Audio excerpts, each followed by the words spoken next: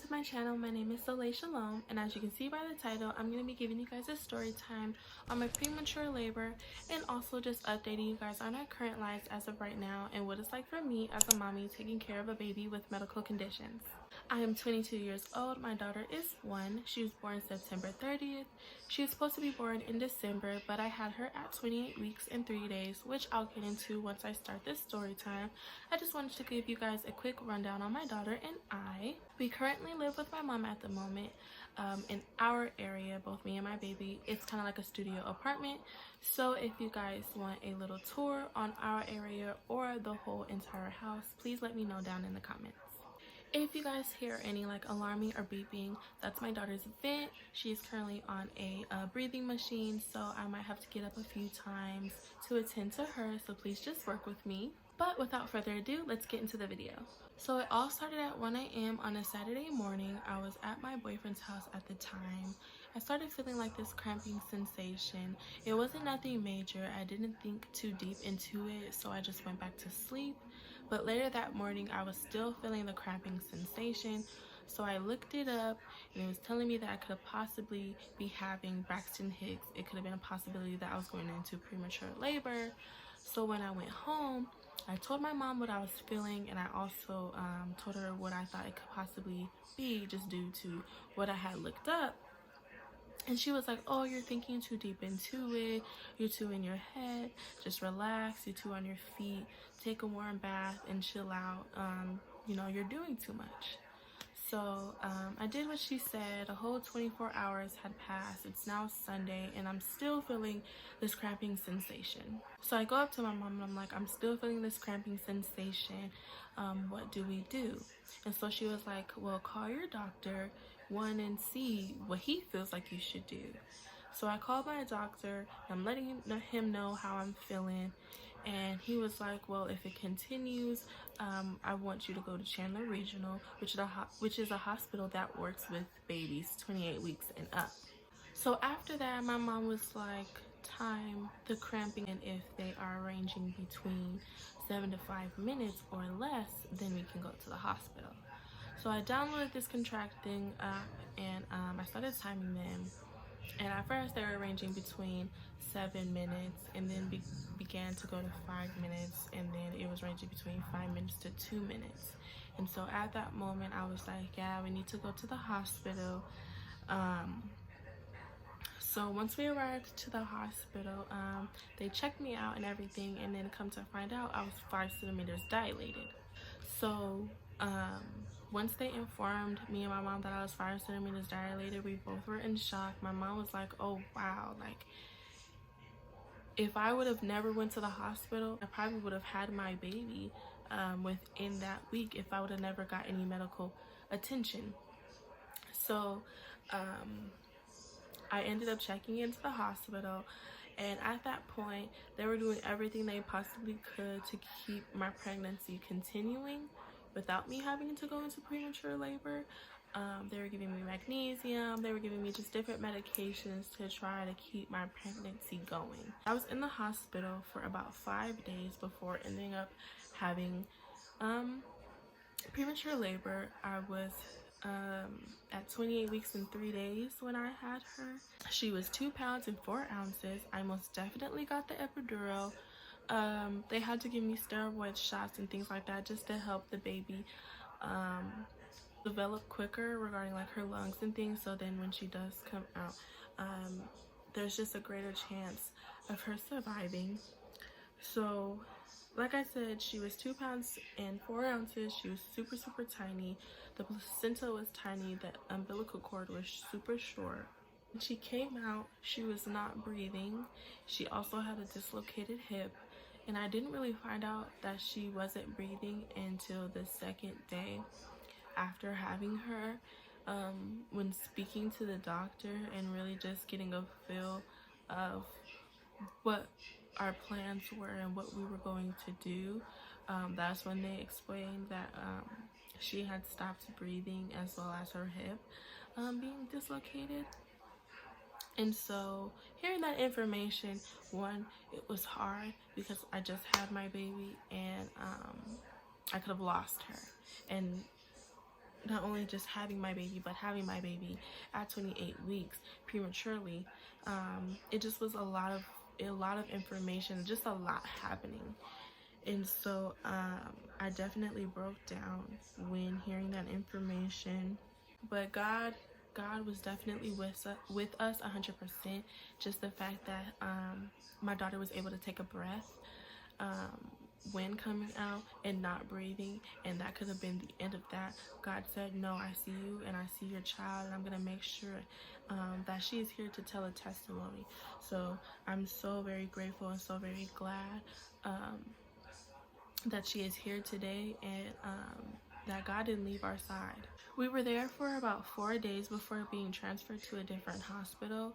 So we ended up having to be transferred to St. Joe's, and the reason why is because the nurses at Chandler Regional were having a difficulty putting a PICC line in. A PICC line is basically a thinner IV that basically would just go into her arm, or whichever. It can go into her arm, it can go into her shoulder, it can go in between her leg. They have many places that they could put the PICC line, but they were having a difficulty putting it into her arm, and every time that they would put it into her arm or into her hand or whatever, her veins would pop. And so they felt that at St. Joe's they would have a better advantage because they work with babies 22 weeks and up. So they had a better advantage and just better equipped in general to be able to handle a baby needing this service. So we ended up transferring, and right off arrival, we had difficult nurses, disrespectful nurses. Nurses were being very snippy and rude. And how it is at Chandler Regional, within the NICU, each baby had their own room. So we had our own space, and just learning within that time that silence and quiet time was very important for their development and for their growth. And so entering St. Joe's and coming into the NICU, and how their NICU was set up was they had 4 babies in one quad. So it just was a lot of activity going on when we entered in the doors. And so I believe dealing with that and having all of that on the nurses, because nurses had more than one baby, and then just coming in and dealing with new admissions, I'm sure it was a lot, but they just were not handling their emotions well, especially coming in with a parent who had I'm sure they didn't really read into it, but just a parent coming in general with a premature baby, I feel like they should just handle situations more calmly, more thoughtful, which wasn't the case when we came. So my mom had an interaction with the nurse, and at that moment my mom was like, we don't want that nurse near us, near my baby. We need her to be discontinued as our daughter's nurse, because how she was coming at us was just really disrespectful. And it was just the first day that we came there, like not even a whole hour of us being there. We're already having encounters with nurses, and it's just off the rip of us trying to get information, trying to see what's going on and what's the plan and what we're going to do just regarding my child. Let alone, I just had my baby 4 days ago, and this is just an all new situation. So we're just trying to make sure that we're all on the same page. And so at that moment, my mom was like, yeah, no, she doesn't need to be working with us no more. Please find us another nurse. A few days after that, we had another nurse incident. My daughter had stopped breathing. It was in the middle of a diaper change, and she had stopped breathing. And I had let the nurses know that my daughter wasn't breathing. She wasn't moving. She was stiff as a board. Not only that, but her stats were declining. So you could just tell that my daughter was in distress. And so I was letting the nurse know that. And the nurse was like, oh, no, she's fine, she's fine. She looked at her stats and saw that her stats were declining and still felt the need to say that she was fine. So at that point, I'm not finna play no games. I can't do much just in general because at this moment my daughter needs to be in the care of them to grow and to prosper so that she can come home. So all I can do is just be a voice. All I can do is just use my actions and use my voice to get the attention and seek the care that my daughter needs. So when the nurse was telling me that my baby was fine, I immediately got aggressive and I started yelling. I was like, find me a nurse or a doctor that's going to sit here and take care of my daughter. My daughter is not breathing. Her stats are declining. We need help. We need help. So at that moment, everybody rushed towards my daughter and seeing that she was in distress, seeing that she wasn't breathing. And at that moment now, they needed to bag her because it got to a point to where she waited too long, and just upping her air dose wasn't doing anything. She now needed for manually somebody to pump air into her chest. And so now that they're doing that, and during that time I was crying. My mom wasn't there. I was by myself, and my boyfriend at the time, her father, wasn't there, wasn't present. So it just was a difficult time in general, and I just didn't feel heard. I felt alone. I just felt like my whole entire world was falling apart because I just went into premature labor, and just off of rip, there's just nurses and doctors not listening to us. Well, nurses rather, just not listening to us and just giving us a difficult time. And so I just felt like there was going to be no hope. But again, God never left my side. He showed me so many times that he was with us, and no matter what was happening, he was going to make sure that me and my daughter seen it through, and made it through to the victory and home. And then that's exactly where we are today. But just in that moment, it just didn't feel like we were going to go anywhere, like we were going to make it. It just didn't feel that way. I mean, my emotions were everywhere. And just having the fact that I didn't have any time to myself. I didn't have any time to really reconcile or really process what was going on. I had to just be put in it and do what I could as a mother. Take care of my child the best way that I could, and be there every second of the day to let her know that she wasn't alone. And that her mommy was there for her. From that moment on, they seen the type of family we were, they seen the type of mama I was, and they seen that we weren't gonna play no games, and that if we needed to cause chaos or if we needed to uproar the situation, that we were willing to do that at all matters to make sure that my baby was good, make sure my baby was in the best care and the best hands possible. So from that moment on, they really worked with us. There may have been a few situations here and there where my daughter had to show them what we were saying, because there would be times where me and my mom would see something going on with my baby, and seeing that she wasn't feeling well or seeing something wasn't right, and we would make it known to the nurses and to the doctors before it got into a point of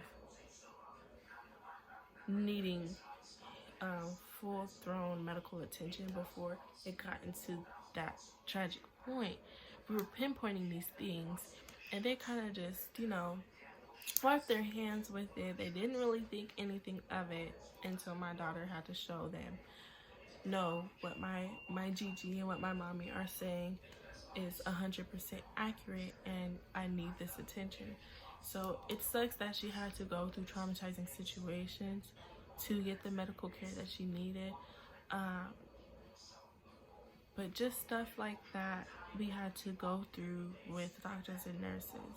When it finally came down to doing skin to skin, I was so excited. When waiting to do skin to skin, your baby has to get to a certain point. They want her to reach a certain goal, and just make sure that she's just 100% stable enough to do skin to skin before doing it. So once she, passed those goals, we were able to do skin to skin, and it was the most beautiful moment ever. Again, she was like 2 pounds 4 ounces, so she was so tiny, but she was so strong. That girl was lifting up her head, trying to be all up in the business. Like I said, there was more than one baby in one queue.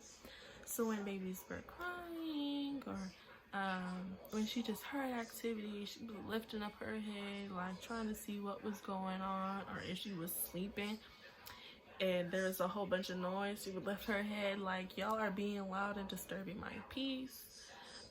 She was using her voice and letting it be known that she was here.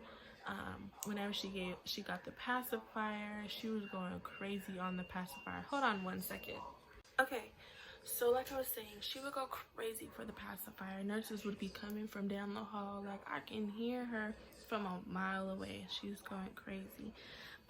She was definitely the princess of the NICU. All the doctors and nurses loved her. She was very much royalty, very much a celeb. No matter what was going on, you can definitely feel the presence of the Lord within every situation that was happening in that moment, regardless of how many episodes there were and how many chaotic moments there were. You could definitely still see the presence of the Lord and how he was working through not only me but through my child.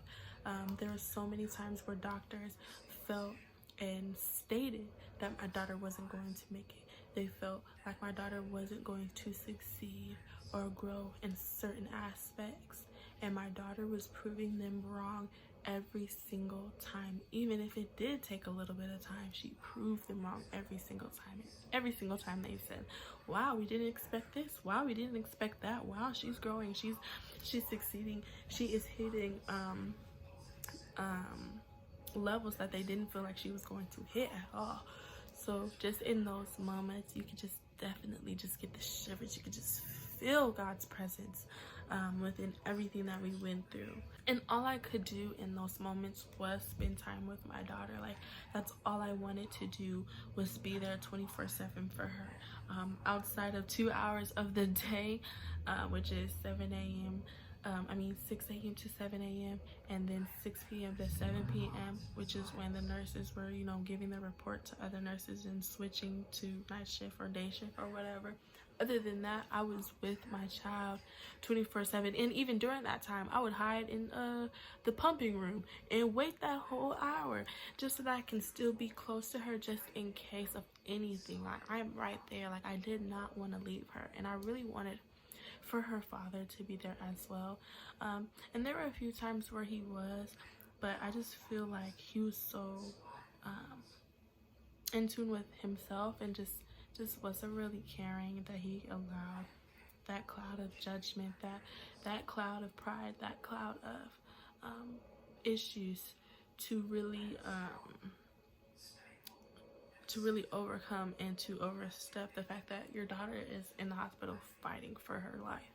Like, every single day there was a situation and you felt like you were more important than her life. But let's not really get into that. We can talk about that in a whole different video. But just within that situation, I just felt like it was important that we were all there to support her and to just show her that she is loved and that she has a support system and that she has a reason to fight and to come home. She ended up having G-tube surgery because she couldn't take stuff by mouth. It was a time in between. I'm not exactly sure what happened. She would go crazy for the pacifier. I love the pacifier. And then just all of a sudden, out of nowhere, she would, every time we'd give her the pacifier, she'd like gag. And every time we try a bottle on her to try to, get to take stuff by mouth and get used to taking things by mouth, because before she had the G-tube, which is attached to her stomach. Before she had that, she had a feeding tube which went through her nose into her stomach. So when she had that too, they would try to bottle feed so that she can progress to that next level. And when she was bottle feeding, she would aspirate and the liquid would go into her lungs, even if it was the smallest nipple. And it was at the slowest rate, it still would end up going into her lungs. So that's why we ended up having to get the G-tube. And I'll show clips here and there of everything so that you guys can just see and feel. I should have said that earlier, but just so that you guys can see everything that we went through. She had G-tube surgery, and then I would say the end of January, I believe February, we ended up transferring hospitals again. So from October to maybe about the end of January, like I said, February, she was at St. Joe's. So she went to Chandler Regional. She was born at Chandler Regional, was there for 4 days. Then we transferred to St. Joe's and stayed there from October up until the beginning of February. And then from February up until May, we were at PCH. So when we transferred to PCH, the reason why we transferred there is because the doctors at St. Joe's felt like there wasn't much more that they could do for my daughter. They felt like where she should be at wasn't where she was, and they just felt like, just in general, that their care and their knowledge, I guess, I just felt like they were giving up. In all honesty, I felt like they were giving up and not really putting their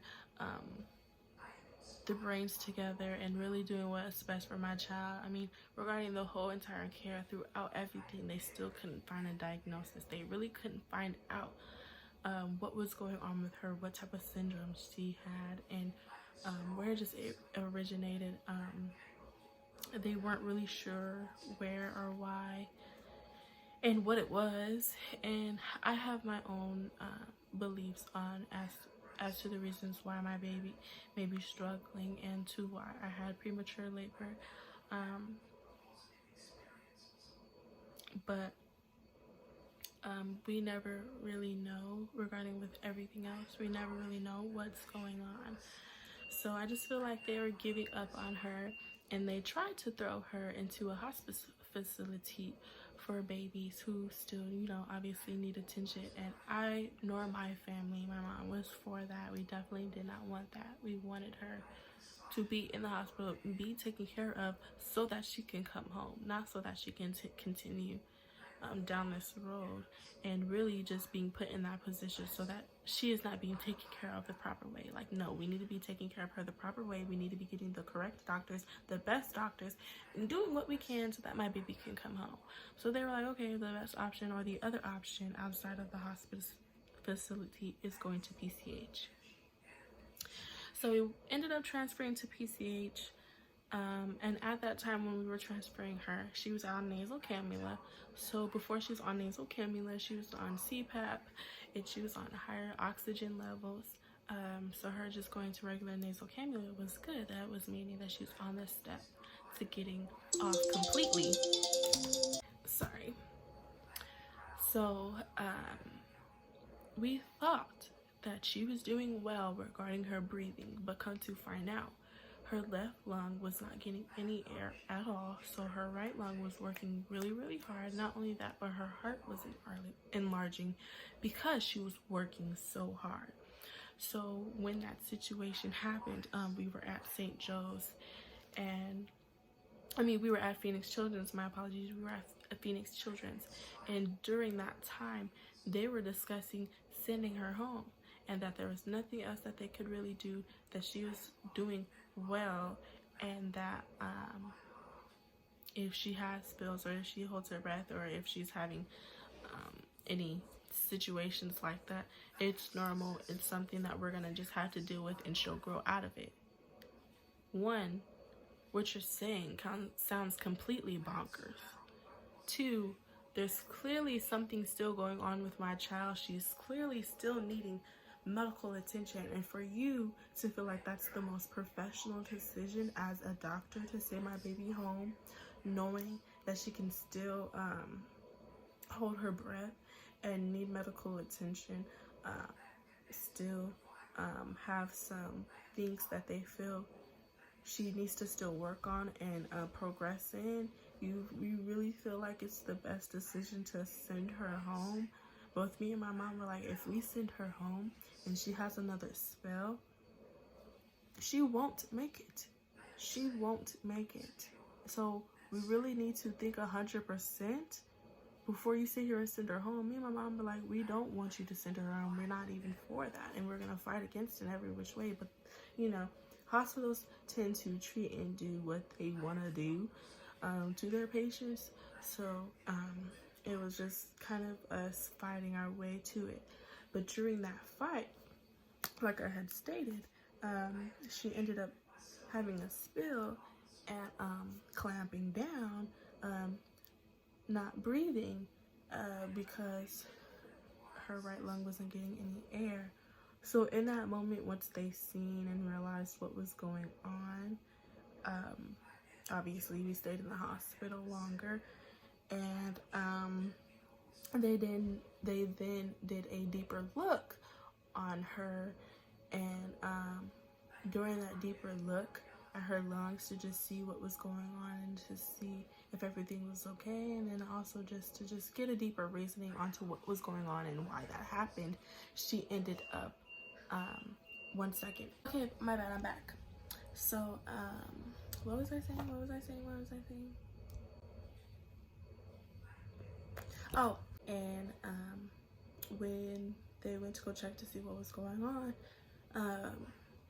she stopped breathing, and they had to do an emergency trach, which is what she has now, and that's why she has it. It's because during the surgery, when they were checking on her lungs and checking on what was going on, she ended up having a spell, and they needed to do an emergency surgery.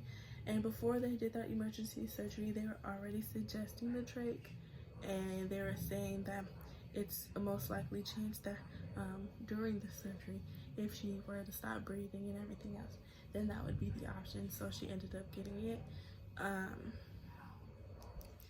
And me and my mom didn't want her to have the trach just because just the thought of my baby having a hole in her throat and material going through it to, you know, just keep the air flowing just was a lot to take in and to think about, and just the fact that, you know, of course going forward, that would be an additional thing that we would have to take care of, and I just didn't want to put my daughter through that, and just the setback that she would have. I mean, of course, it's just a trach. She can still be able to do certain activities, but there was just certain things that she would not be able to do because of the trach. And so there just was a lot of things that, you know, you just have to think about in general when making that decision. So the fact that that decision happened just was a lot to take in. Now, when it came to PCH, now when we were at St. Joe's, both me, her dad, and my mom had wristbands and were able to come into the hospital.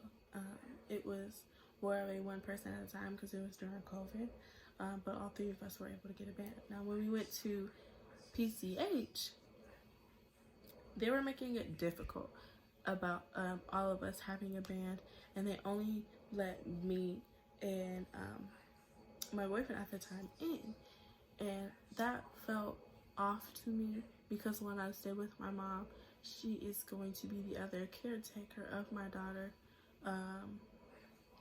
Too, both he was never really there or attentive when it came to her, or just me in general when it came to the pregnancy. We had a really rough and toxic situation. It just wasn't healthy. There's just a lot of stuff happening, and I would rather my full-blown support system, my mom, be there rather than him. She was just basically the sole person to help me make decisions regarding baby and certain things that were going on with her. I definitely wanted my mother's word and my mother's opinion and say so on certain things. So I just didn't feel secure and complete when it was just me and him.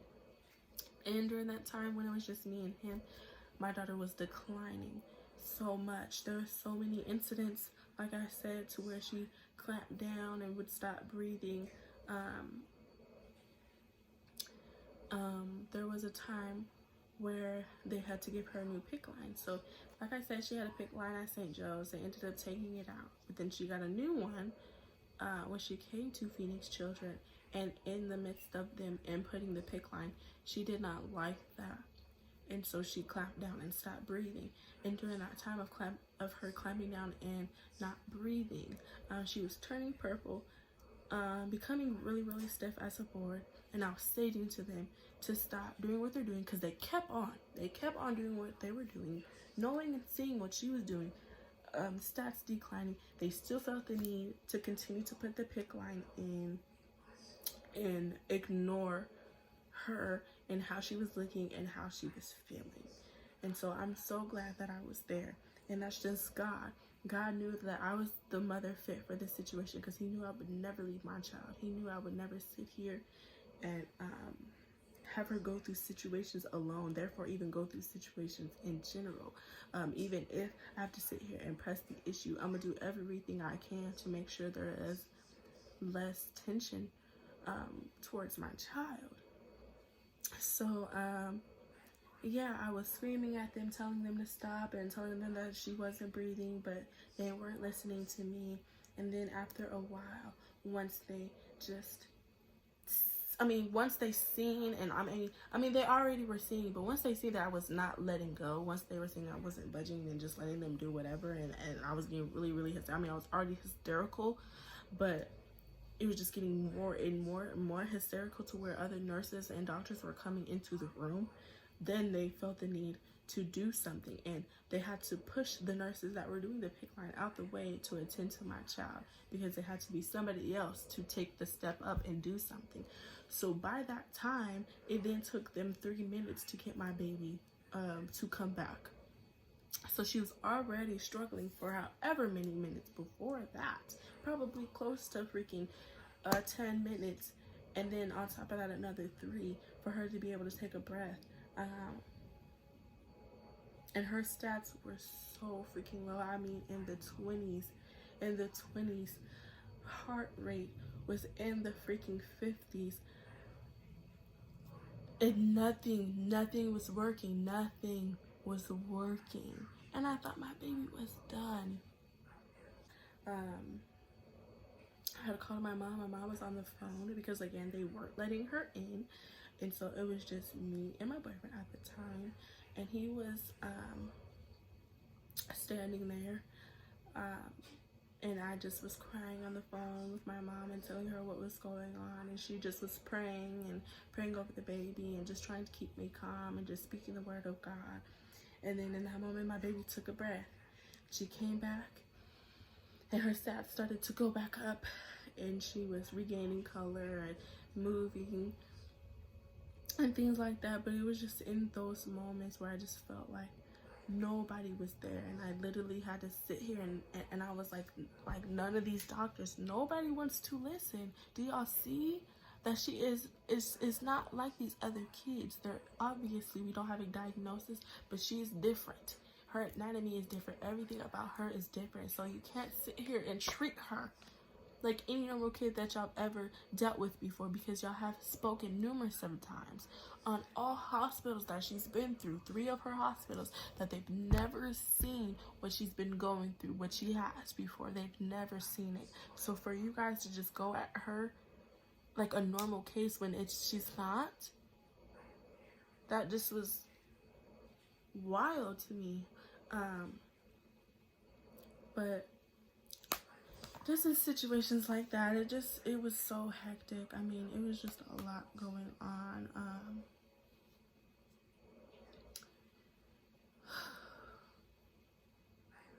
There was another incident where her C2 levels were extremely high, and they said that if they were to get any higher, that acid would begin to form in her blood, and she could die. And at that moment, you could just see her swelling, and she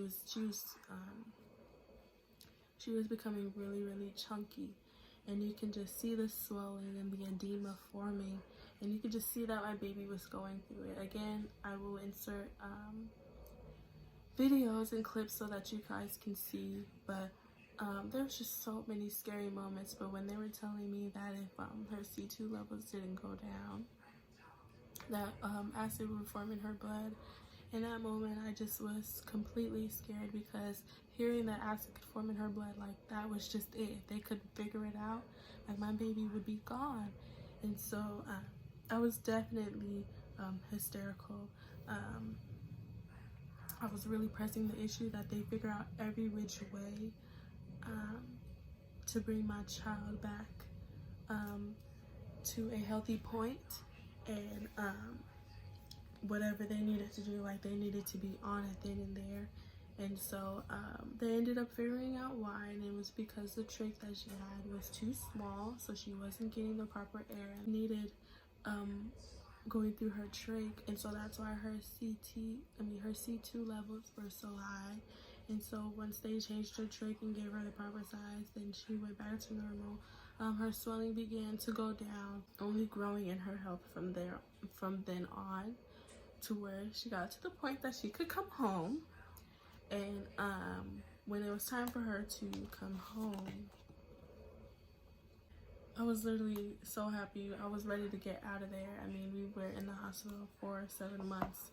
So, you know, I was just ready to get out of that experience, get out of that and go home, because it was definitely rough. I mean, not only rough for my baby, but it was definitely a time for me as well. I was dealing with skin pigmentation issues, which I'll show you. I also was dealing with kidney stones, which I've never gotten before, but being so, like I said, I did nothing but spend time with my child, to the point to where I wasn't on top of my own health. I wasn't eating, drinking, sleeping. I was only consuming myself with my child. So of course I was having some health issues my own self, and then just dealing with postpartum. I had an allergic reaction to a medication that I've never, I mean, I don't think I've ever taken it before, but just never really had an issue regarding taking medication, and I literally almost died with this allergic reaction. My whole entire jaw started locking and literally snapping, or trying to snap. It kept grinding. And then not only that, but I couldn't even control, like, my neck. Like, it seemed like my muscles were just turning against me, and my whole entire body was just turning against me, and causing me so much pain, to the point to where my jaw was bleeding and grinding. It was just so many painful situations, not only that my daughter went through, but I as well, and we both could have lost our lives, but God was with us the whole entire time. Like, I can never stress this enough. I can never say this enough. God loves you. God cares about you. God wants you to be with him. It doesn't matter what you're going through. It doesn't matter what you look like. It doesn't matter. He loves you for you. And as long as you sit here and accept that and realize that, you can go about your life so much more peacefully. You can sit here and not have to worry about what's going on in the world, because you know that God is with you. You know that God has your back. You know that God loves you enough to sit here and protect you through all of your situations, all of your circumstances. He is with you always. 7 months in the hospital.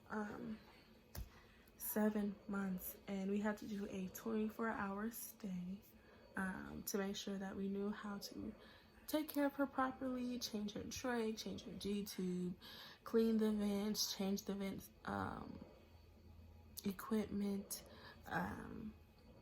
know how to use her feeding pump and feed her the correct amount, make sure, just, of course, the normal necessities, changing diaper, this and that, but just all of that in the midst of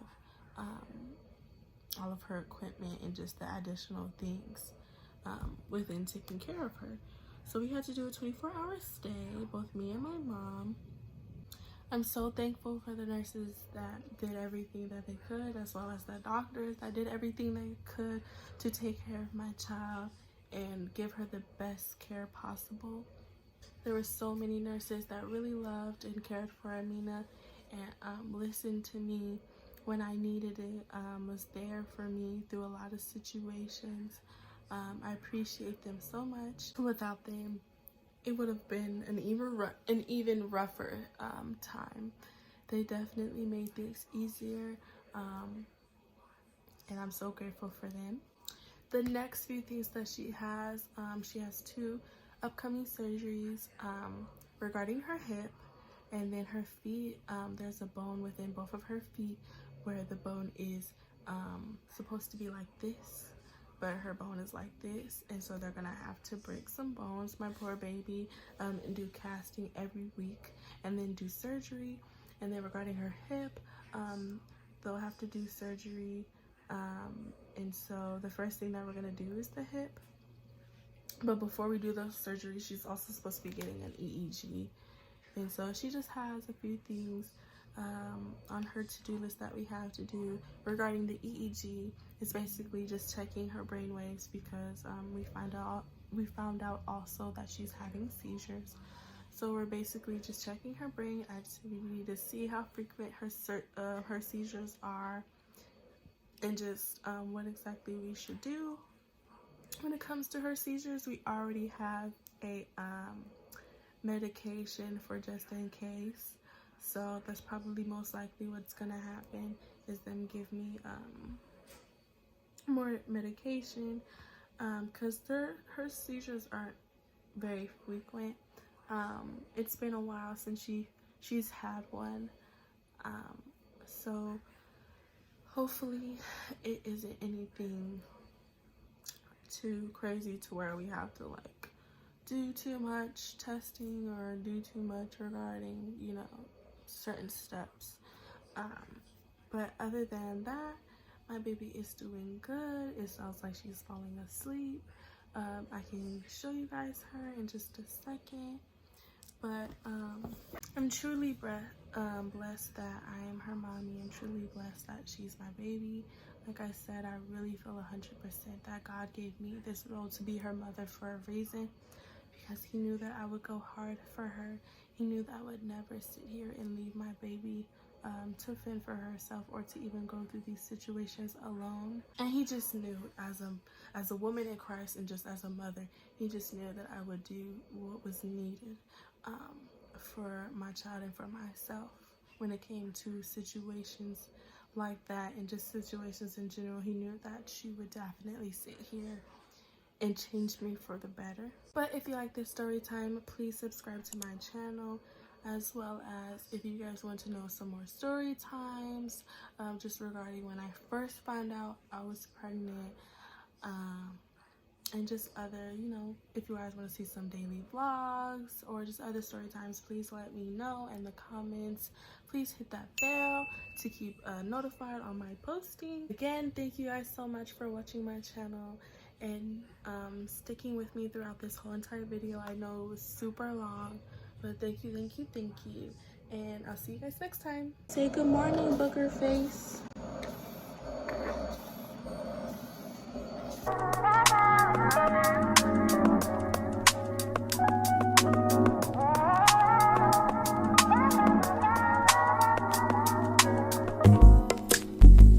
It's not that I don't